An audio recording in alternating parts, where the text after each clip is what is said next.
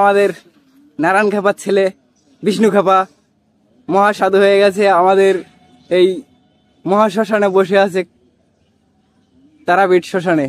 শ্মশানে এসে এক বাবা, খুব ইয়ং, অল্প বয়স, সবে দাড়ি গোঁফ জ্বালিয়েছে, এরকম এক বাবার সাথে দেখা হয়েছে। বাবার বাড়ি আমাদের নদিয়া জেলার এক প্রত্যন্ত গ্রামে। সে বাবার সাথে দেখা হয়েছে, আজকে সে বাবার মুখ থেকে কিছু শুনতে চাই। বাবা, আপনি এই শ্মশানে এসে সাধনা করে কি মোক্ষ লাভ করেছেন, মানে আপনার উদ্দেশ্যটা কি জীবনে? ভগবান এখানে আছে, বিরাজমান আছে। ভগবান তো সর্বভূতে বিরাজমান। হ্যাঁ, তো কিন্তু মানুষ, বাবা শোনো, এই সাধুরা যদি না থাকতো তাহলে তুমি ভগবানের অস্তিত্ব না, সাধুরা তো আমাদের ভগবানের কাছে পৌঁছানোর মাধ্যম।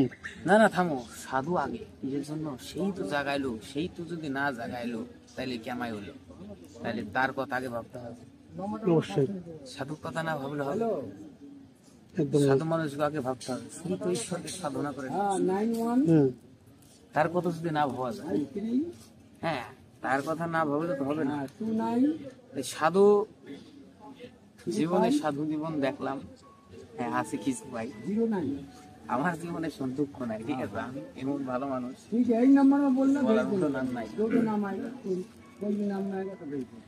আপনার জীবনে তো সুখই সুখ, সবসময় হাসতে থাকেন, কোনো কিছু নিয়ে তো কোনো চাওয়া পাওয়া নেই আপনার।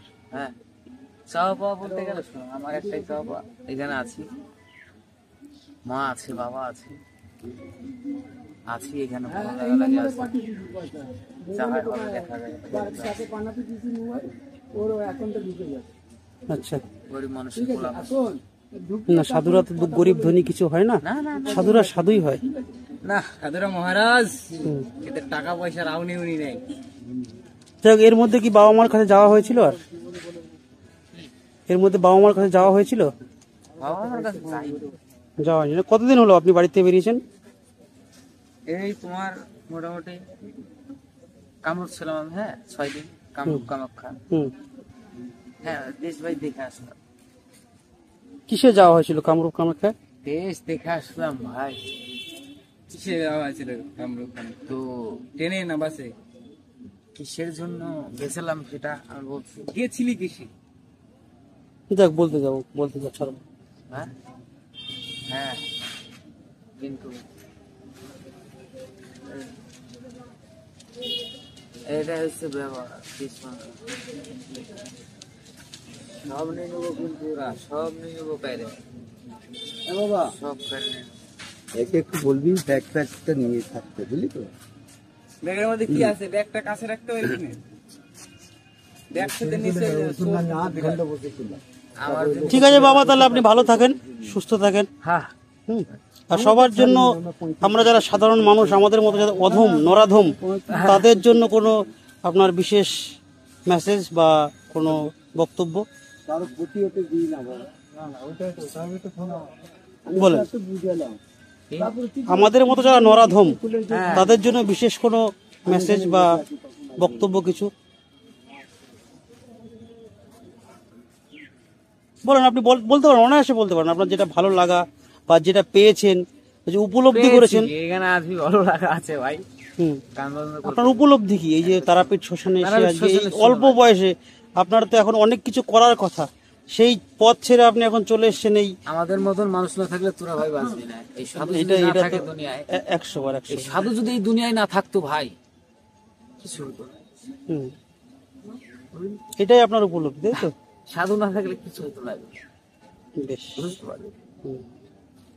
তাহলে আপনি থাকেন এখানে, ছেড়ে এসছেন, ভালো থাকেন, সুস্থ থাকেন। ছেড়ে এসছি কোথায়? এই তো বাড়ি, এই যে এখান থেকে দৌড় দেবো, জলের উপর দেখো নান্দানে চালান দেবো, নান্দায় বাড়ি চলে, একটা ভিড়ে দেবো নৌকা, বাড়ি এই নদী দিয়ে চলে যাবো। কিরে গুডি কস কি বাড়ির কাছে না? এই যে আচ্ছা, এই বাবা হচ্ছে আবার এই যে আমার ভাই, আমার ভাইয়ের ছোটবেলাকার বন্ধু, খুব ভালো বন্ধু। তা তো ওর সাথে এসে যাই হোক, বন্ধু ভাই একই হবে, হঠাৎ করে এসে এখানে দেখা হয়ে গেল, ভালো লাগলো কথা বলে। এই দেখেন বাবা আবার সুন্দর, কত সুন্দর গান গায়, দেখেন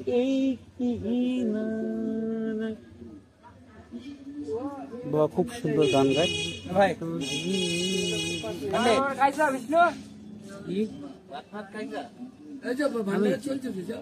কত খাবি তুই? খাগা, সাধু মানুষ। শোন বাবা, এই মাছ ভাত খাওয়াচ্ছে, বাবারে কইছি বাবাই ঠিক আছে, বাবা মা একটা হাত এলো আসলাম। কোথায় গেছি? হ্যাঁ তুই ফোন করে কথা কয় যে আমার আর কথা কবে না, ভালো লাগা লাগে থাকবো। আমি জানি না,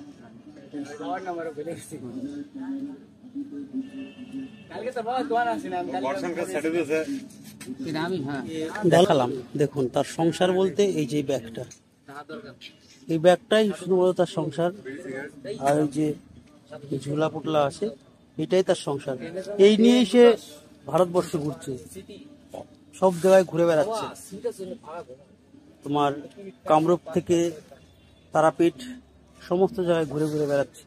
এইটুকু সংসার, এইটাই তার সংসার, এই নিয়েই তার জীবন, এটা নিয়েই সে জীবনযাপন করতে চায়।